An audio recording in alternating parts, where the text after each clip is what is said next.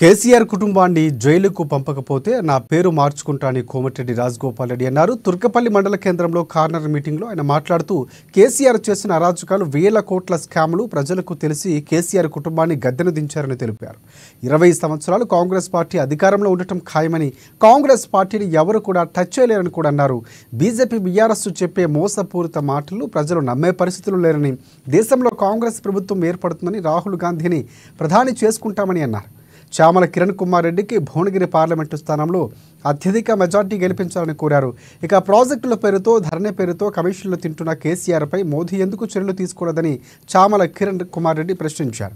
కేసీఆర్ నియంతృత్వ పాలనను మీరే గత అసెంబ్లీ ఎన్నికల్లో పారద్రోలి గుణపాఠం చెప్పారని, అదే మళ్లీ రిపీట్ కావాలని ప్రజల్లో కోరారు. ఆశీర్వదించిన ఒక్క అవకాశం ఇస్తే ప్రజలకు సేవ చేసుకుంటారని చామల కిరణ్ కుమార్ రెడ్డి తెలిపారు.